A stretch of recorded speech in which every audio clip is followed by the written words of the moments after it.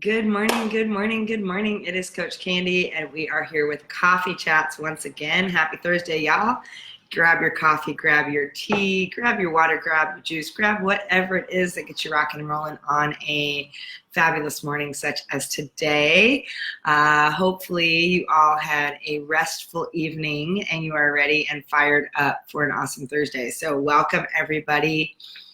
So great to have you here. And for those of you that might have missed last night's live, good morning, Yvette, live stream that I did on Stop Looking for Your Purpose. It will be available online for another, 36 hours. I think it goes away tomorrow night, Friday, 9 p.m. Central Time. So if you didn't get a chance to watch the live stream last night, make sure you go out there. It's on this page and it's also out on my YouTube channel. Go out and see what I was talking about when it comes to stop looking for that external thing called purpose and start going inside and realizing that you are purpose. So anyway, welcome. Good morning. Hello, Deb. Good morning, ladies. So nice to see everybody joining on. I know yesterday we talked about relationships, and one of them we talked about was relationships with media.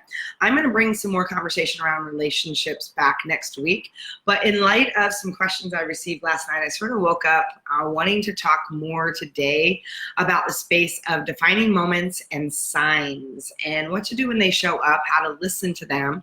Also plays into last night's conversation around really stepping in and starting to know your intuition more. Life happens for us all the time, and oftentimes we think life is happening to us when in reality it's happening for us. There's always something for us to take as a lesson, something that we can have gratitude or take as a blessing. There are ways for us to grow and move past that, and oftentimes there's signs that show up in your excellent. It is a cool morning, I have to say.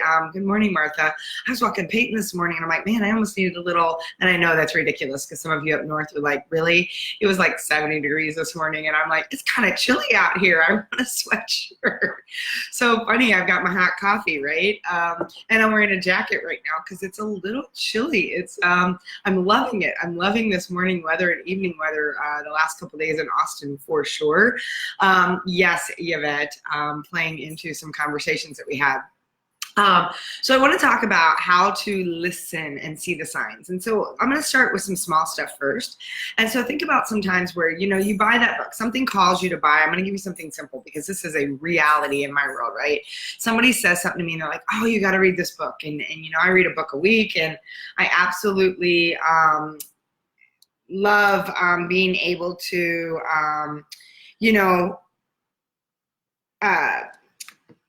what do I want to say?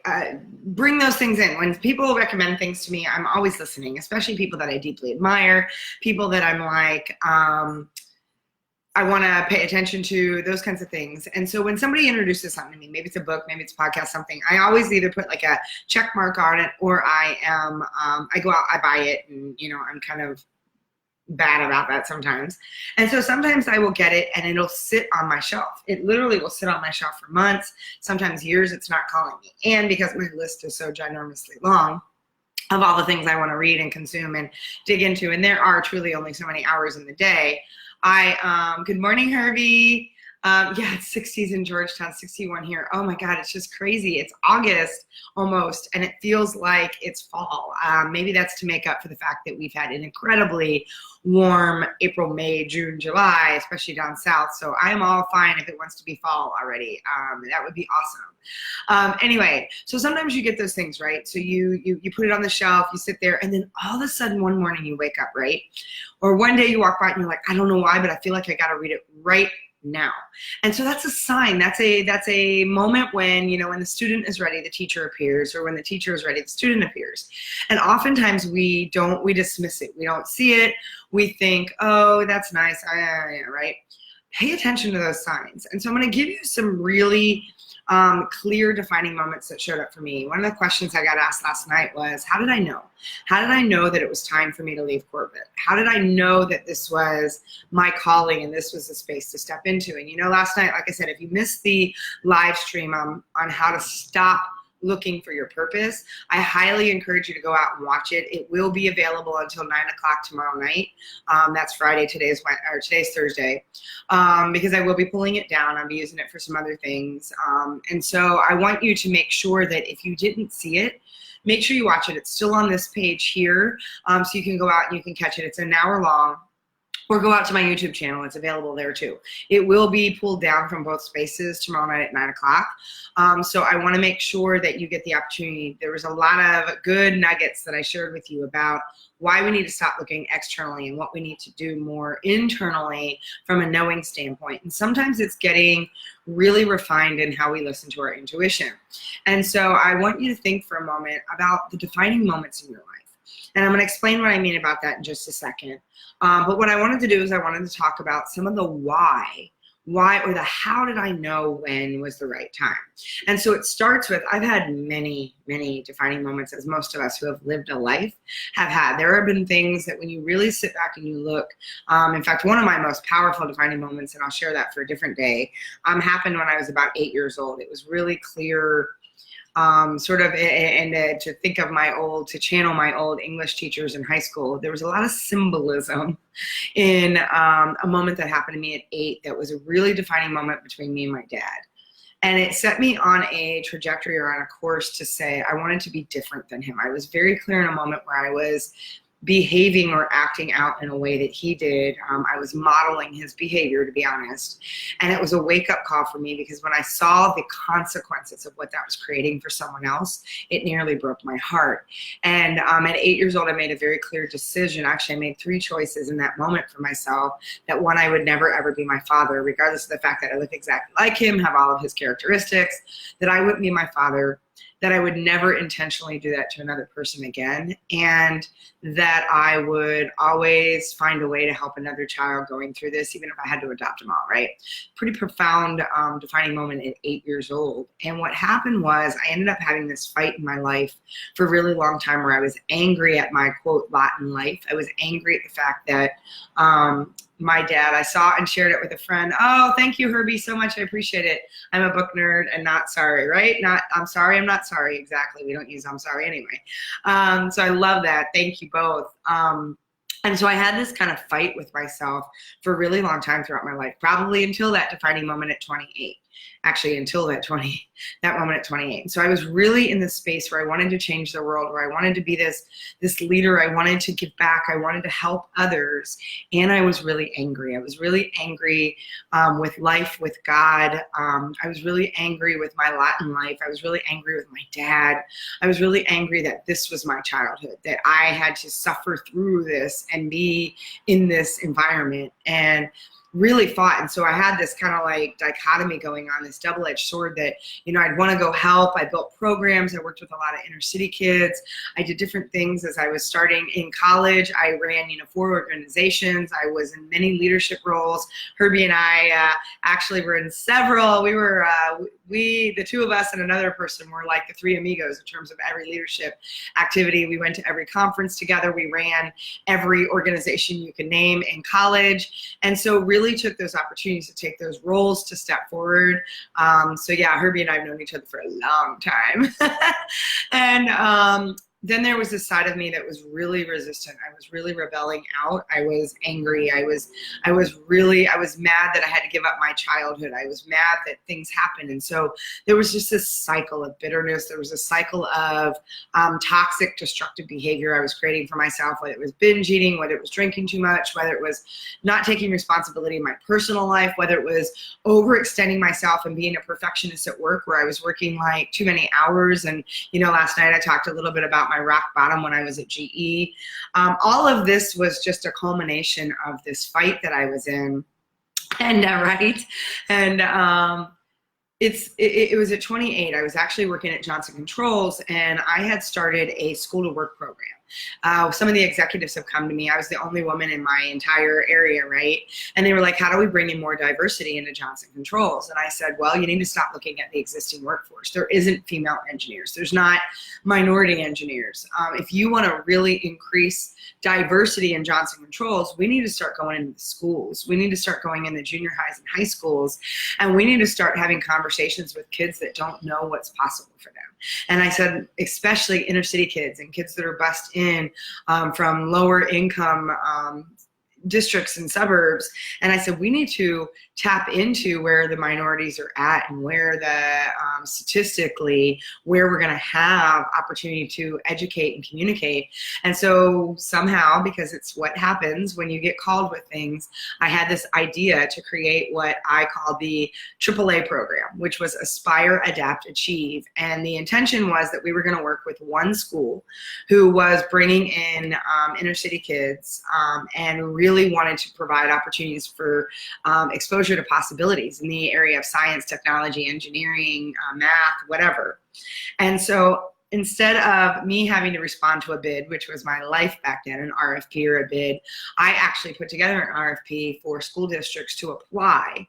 And so one, the school district had to be approved based on what they submitted, how they were going to support this. The intention was it was going to be a 4-year program. I was going to grab a group of freshmen and we were going to work with them through the course of 4 years, where not only would they get soft business skills. So I worked with them every Wednesday afternoon, started out as an hour every Wednesday and turned into like 2.5 hours big sister program.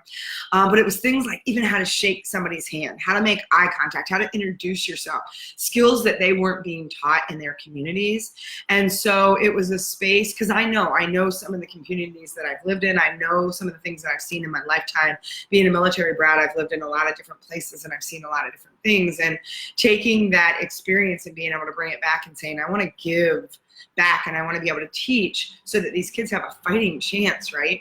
And then what they would do is over the summer, they would then job shadow my teams, my colleagues at Johnson Controls in the roles of engineering and IT and accounting, so that they could see what work in that field really looked like. And so they got to job shadow all summer. And then at the end of the summer, what they would do is they would do this big presentation, and it would be for their parents, the school board, the teachers, my executives, and they would teach what they learned over the summer. And so we would do this for 4 years. And then upon graduation, those kids that were qualified or desired it could have opportunities to get real internships and jobs with Johnson Controls while they were going to college and other things. And so amazing program, still to this day, one of my heart of hearts, right? And so we put out an RFP, we had schools respond, and then once the school got selected, they then put out a response to the students, where the students had to submit an essay about why they felt they needed this program and what they would bring and contribute. And so it was 10 students that got selected. And I love these kids. And sometimes these kids wore me out because they were coming from a lot of stuff, right? Yes, I loved it. Oh, so my baby.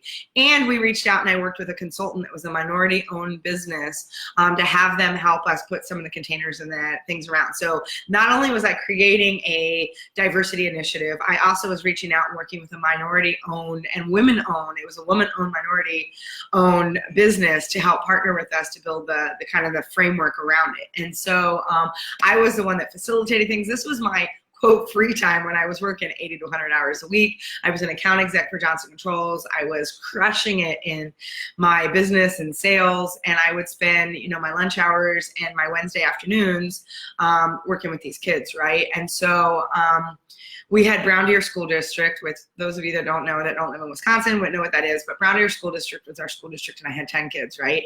And most of these kids were they were so open. They so wanted someone to mentor them and love them. And like I said, we started out with an hour on Wednesday that turned out to be 2.5 hours every Wednesday after school, because they needed a place to be heard, to be seen. And some of the conversations I heard would break my heart. Some of the things about the peer pressure and the things that they were learning as early as, 6th grade. And one of the the girls was like, you don't understand, you have to play the game. She goes, you have to be seen and look like you're partying and in this space, because if you don't, being ostracized is far worse than, and she goes, and you have to have the appearance of, and I'm like, that's too much pressure for these kids, that they're trying to find ways to manipulate the game so that they can show up and not have the ostracization, not be, called out. And this is way before social media and, all of the things that we can bully people online and the things that are happening.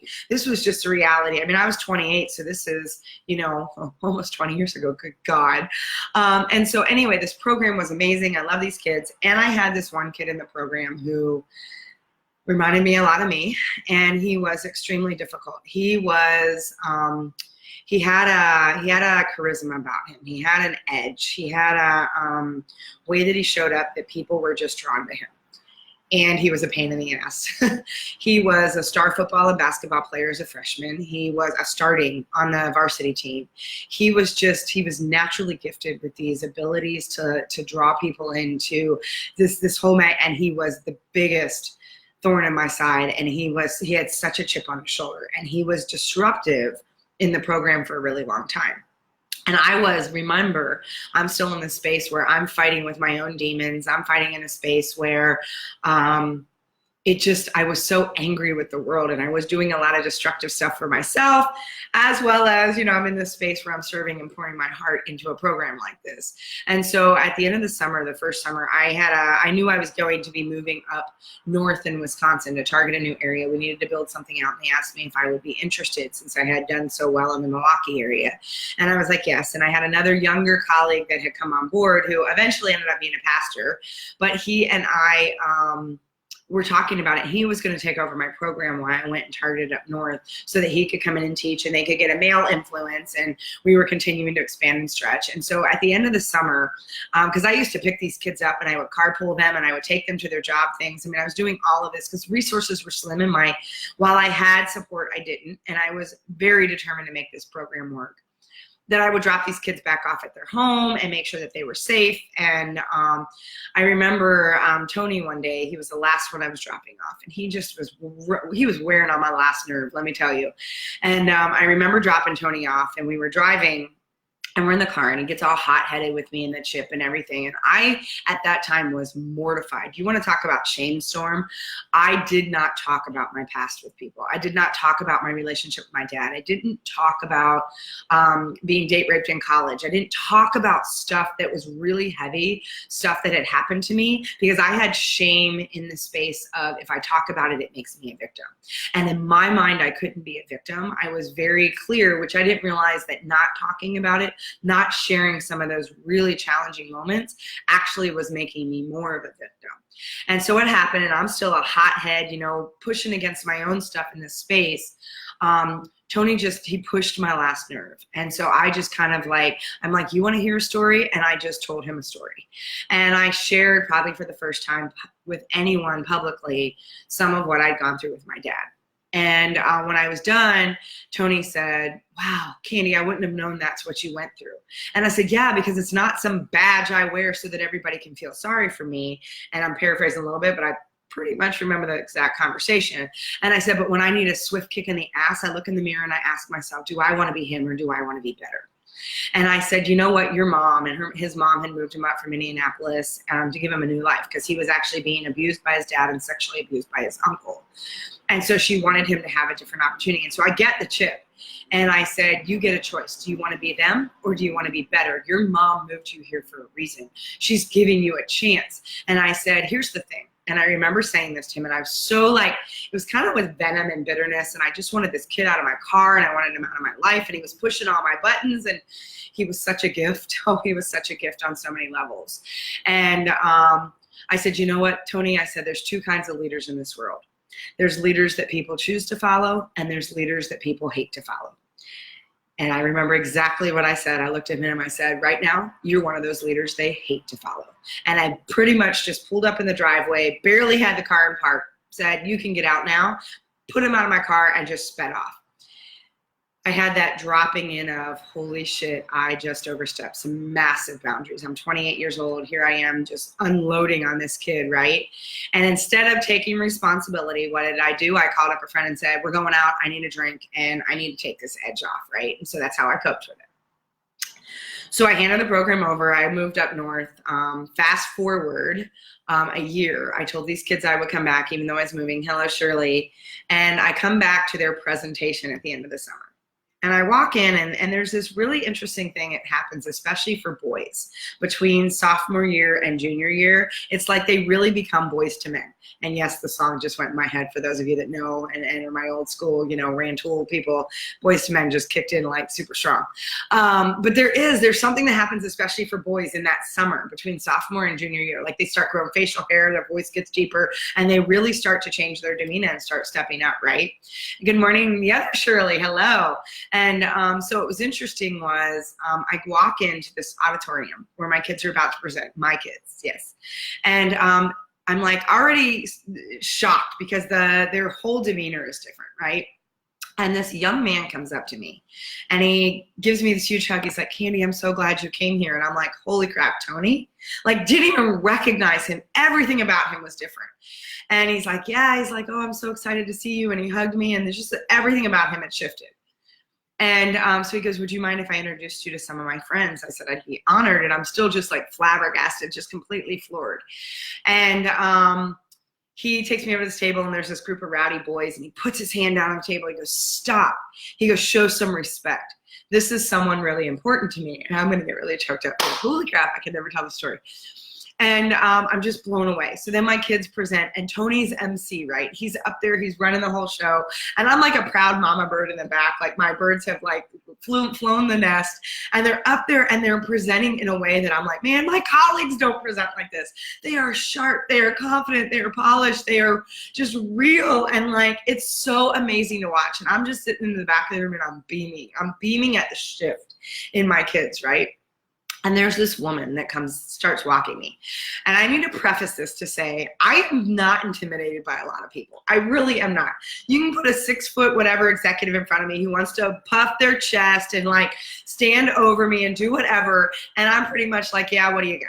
It doesn't intimidate me. In fact, if anything, it's a challenge and I'm like, game on. The only person that intimidates me to my core is an inner city mom who oftentimes is about 89 pounds soaking wet, who literally will bury you if you've done anything to hurt their kid. They will bury you in a way that no one will ever know you are gone and no one will ever find your remains. They have been through hell and back, and I guarantee their mama bear kicks in. They scare me to the core. Tony's mom was that woman. She was maybe 89 pounds soaking wet. Maybe. She was this tiny, fierce, scary ass woman. I am not kidding. And she never smiled. She was hard. She was absolutely, and I will tell you one thing about those mamas. Their kids, no matter how much they act out, no matter how much they want to push buttons, when their mama speaks, they respect it. They are like, man, their mama puts them in line like nobody. They are as scared of them as I am, right? So Tony's mom's walking towards me and I'm like, ooh, and I'm still beaming. I'm like, oh, I'm so proud of Tony. He's like, wow, I can't get over the change and amazing. And I mean, stone face, little itty bitty woman. And I'm only 5'2" and she's smaller than me. And she just really quietly, even tone in her voice says, he told me about what you said to him. My world came unraveled. No, not kidding. Like I immediately went, I'm getting fired. Holy crap, I'm getting fired, because that's what we do. We get in our head and I'm just like, oh my God, oh my God, oh my God, I'm gonna get fired. I was way out of line. Holy crap, here we go. Right? And there was this little voice in my head that said, Candy, shut up. Woman's talking to you, right? And so I started to quiet down the voice a little bit. And I said, and I started to backpedal. And I'm like, I'm so sorry. I should have called you. I was way out of lines. I had no right saying that. Yes, you've met mamas like that, right? Man, they scare the crap out of me. And I'm not kidding. And I'm backpedaling. I'm like, oh my God, I'm so sorry. Da-da-da-da-da. And she leans in. I really think I'm going to get killed right here in the moment. She leans in. She puts her hand on my shoulder and she says, stop. My brain immediately goes, forget getting fired. She's going to burn me into the ground right here, right now. I am done. Like, I might as well just like say my prayers because this woman is going to demolish me in this moment. I really think women like that have that power. Like they could touch you and they can melt you into the ground. And I was just like, oh my God, she's going to take me out. And again, I remember the voice going, stop, listen to what she's saying. And she keeps her hand on my shoulder, and her voice dropped a little bit, and it got soft, and she said, you saved his life. Oh, here we go. And I said, excuse me, what? Because all the noise, all the Herman's Head characters were talking in my head. And she goes, I came home that night, and the house was dark. And I had dropped him off right around dusk. So, the house shouldn't have been dark. Light should have been on. And she's like, I knew something was wrong because I'm like, Tony better be home. And I'm like, yep, there's the mama coming out, right? And she goes, I walk in and I hear this noise. And I'm like, oh my God, oh my God. And I'm just spinning through this whole conversation. And every time I'm like, Katie, stop, settle in, listen. And she goes, I walk in, I turn on the light, and Tony's sitting on the living room floor and he's crying. I'm like, oh my God, I destroyed this kid. And I'm constantly having to bring myself back to the present. Because you know what we do? We get in our head and we make it all about us instead of listening to what someone is trying to tell us. And right, boom. And she's like, what's wrong? What happened? Because of course, Mama Bear and her kicks in. She's ready to go tear somebody up. And she said it took him several minutes, probably even close to 5 minutes to get his words out. She goes, I just sat there while he cried. And finally he said, I want to be a leader they choose to follow, not a leader they hate. And she's like, everything shifted. He showed up differently after that moment. And I remember going home, and I remember dropping to my knees. And I remember that being the very first time I started to overflow and overpour with gratitude for my life, for the fact that without my life, that moment, oh good Lord, wouldn't have happened, right? And so when I think about the fact that I was given, or I chose my path in this life so that I could be someone that could connect. Now, mind you, it wasn't the way that I would show up now with somebody, but in that moment, that was what we both needed. And it was healing for both of us. And so that happened when I was 28. And after that point, I started to really start to step back into professional development, personal development, my own self-growth opportunities. I read everything. I immersed myself. I started doing programs like Dale Carnegie and Stephen Covey, and any way I could absorb ways to move myself forward. And right around that time, I was let go from Johnson Controls because of just, things happening. I went to work for GE, and then I started to get into a different cycle. So fast forward, I hit rock bottom at GE. I get kind of really sick, leave, go work for Northwestern Mutual. And I remember having a boss. And so another defining moment showed up. There's a lot that happened in between there. I'm kind of fast forwarding to show you how the pieces fit together and when I just knew. And so my boss at the time said, Candy, you're this incredible leader. And you have this energy that can either lift people up or bring them down, and you need to watch your energy more because you need to take responsibility for the fact that your energy is incredibly powerful. And I remember looking at her and going, that's not fair. I didn't ask to be responsible for everybody else. I didn't ask for, this whatever. And she said, wow, for someone who keeps saying they want to find their purpose, which again, you cannot find your purpose. Go watch my video from last night, my training from last night. She said, if you would stop with the BS in between your ears and you would look right in front of you, you'd see that you're standing right in it. And so when she left, her mom had passed, she left, and things started to change for me. And I started to coach and show up differently for my team, started to have these opportunities where they were really being able to open up and step into something bigger for their life. When my boss left and I ended up reporting to someone else, I started getting micromanaged again. And I realized that it wasn't a space I could play in. And so I was getting really stuck at work, and I had 3 signs that showed up. I had 3 signs after an initial kind of interesting. I knew that Milwaukee was no longer where I wanted to be, and I was looking for opportunities to leave. I had what I could take after 20 years in Milwaukee, and I needed something that filled my heart and my soul more. And so I started looking at where were my options, and I had my top 5 list. And then my sister's best friend got married in Austin, which my sister had been living in Austin for a while. I came down here, and Austin was never on my register. I always thought it would be Dallas, or I lived in a conservative mindset, right? I was working in corporate. I thought Dallas suited me. Oh, you're so welcome, Yvette. Yes, I love that story. And so I came down here. My sister's best friend got married, and I was like, wow, something beautiful about Austin. And as soon as I started to lean into Austin, all of a sudden I'm like, oh my God, I think it might be Austin. And that just dropped in. And as soon as I allowed myself to receive the sign of what was speaking to me, it was like, okay, I know I'm leaving to move to Austin, even if I've got to leave my job and not know what the next step might be. And so I made the decision first that I was moving. I would tap into my retirement savings. It didn't matter. I was going to take a sabbatical if need be, that I was going to move. It was time for me to explore something different. Then 3 things happened. One, I ended up having lunch with one of my former colleagues from MSU, from Milwaukee School of Engineering. She was an engineer like me, and she was also my RA when I was in college, and we ended up having lunch. We hadn't seen each other in like almost 20 years. And we're at lunch, and she is like the bomb. Carissa is amazing. Not only is she just a badass engineer, she's a biomedical engineer. She's also an emergency room doctor who's now the chief of medicine up in one of the squadrons up in Milwaukee. And she flies F-16s. I mean, she's so badass. She is my hero. And then she's sitting there, and she's like, Candy, you inspire me. You're my hero. And I'm like, what are you talking about, right? And she made a comment to me that I'll never forget. And it was one of those signs that dropped in that was like, holy, yes, no, we'll do that for you, right? Yes, I was so tired of winters in Milwaukee. And she made a comment. She said, my mom keeps asking why I put myself through, because the torture training and the things she had to go through to be a pilot for an F-16 fighter jet is unreal. The story she told me, like, you have to have like a whole different kind of set of DNA to go through that kind of torture training so that you can actually be a pilot that can go into combat and do different things. And she said, she goes, my mom asks me all the time, why do I have to fly? Why do I need to do that? She goes, because every time I step foot in one of those aircraft, she's like, my feet don't touch the ground and my heart dances. And I remember it was like someone punched me in my stomach and I couldn't breathe.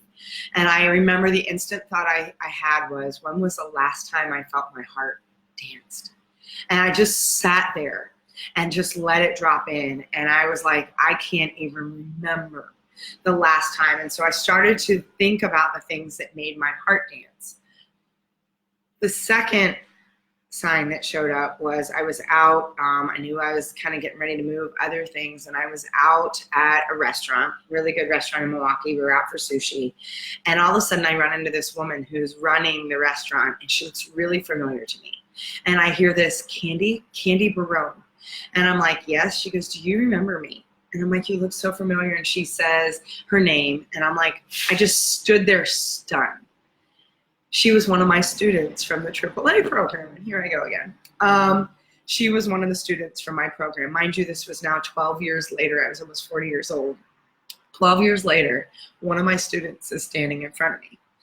And she's like, how you doing? And we caught up and whatever. And she said, what are you doing now? And I was telling her what I was doing at the time. I was working for Northwestern Mutual. And she goes, I'm so surprised to hear that's what you're doing.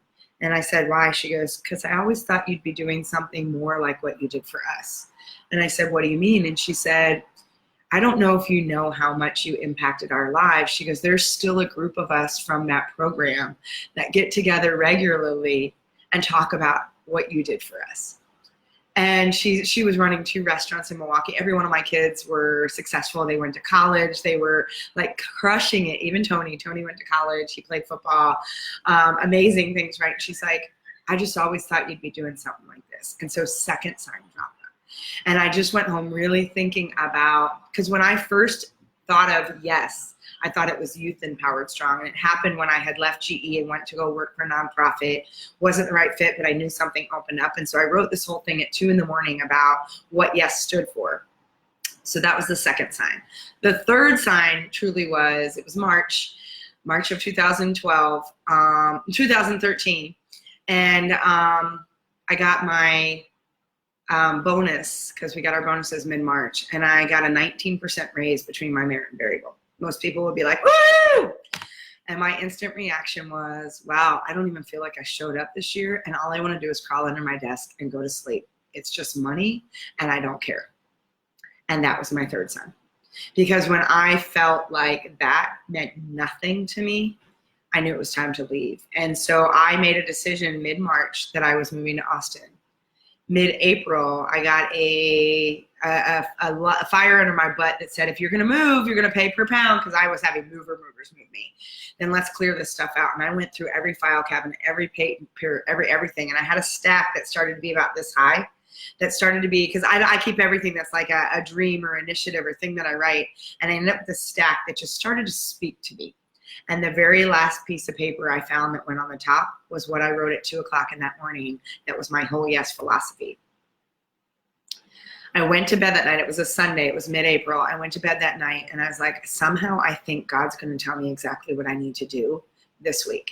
And I had a call with my mentor, who he was trying to get me down to Austin to work in his office as a CDO.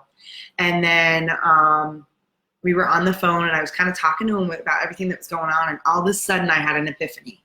And I said, oh my God, Kevin, yes isn't something I'm supposed to build. It's not a project or program. Yes is who I am. And I started to bawl and I started to cry. And he had given me a book when we first met that was called The Traveler's Gift by Andy Andrews. And there's a chapter in there called chapter 6. It's called Having a Decided Heart. And he said to me, he goes, Candy Barone, my friend, you have a decided heart. And in that moment, everything was clear, that it wasn't youth empowered strong. It became you empowered strong. And if you have ever read my book, the very first part of my book where it says you empowered strong means you can define your path, that was what I wrote at 2 o'clock in that morning, that one night. That philosophy still holds true. And that week, as soon as I settled in and let it drop, I started my first coach certification program. I built my first website. I built my new business cards, and I literally was ready to rock and roll that week. I sat at my magic wishing well table, and I then said, I can't tell anybody until May that I'm making this move, because I was that close to my 5-year vesting point at Northwestern Mutual. So I sat and I built and I dug deep and I started to map out what this was, so that March 19th, the day after my March 20th, or May 20th, because my 5-year vesting point was May 19th, I walked in HR, handed them my resignation papers, and had the movers ready to go. I left Northwestern Mutual May 31st, 2013. I moved to Austin June 13th. I stayed at my mom's for a week while the movers got everything arranged, got it down here, and my LLC was formed August 1st. 2013. And when I got here and didn't know what to do, now that I was like, holy shit, I'm doing this, I decided, okay, I've had a message for a really long time, and I sat down and wrote my book. And that's the power of signs and defining moments when they show up. And I share that because I've had so many, yes, you know that table, the Magic Wishing Well table. I've had people from around the world come sit at this table and set intention because there was magic in it. And that's a whole nother story for another day. But I want you to know the power of defining moments in your life. Life is happening for you in every way if you choose to step up and meet it where it's at. Instead of thinking that everything is happening to you, instead of fighting the challenges, embrace them, embrace the journey, and know that everything has something in it for you to learn from, something for you to grow from, or something for you to find your gratitude inside that space. And again, whether you believe everything happens for a reason or not, I do, you may not. And you can choose to say, well, then I can fight this or I can embrace this. And it's a choice. And I said it before and I'm going to say it again. Trent Shelton said this past weekend, perspective can either be your prison or it can be your power. And when I shifted my perspective about my childhood, when I changed, oh yeah, I remember that day too. It's hard to believe it's been 6 years already. When I changed my perspective, everything in my life changed. And I love the way Wayne Dyer says, we didn't pick our parents didn't have us. We chose our parents to have the journey we need to embrace the life that's ours. And I truly believe that we were given our childhood to someday step into our purpose. And so and that's a perspective, and you can agree with it or not.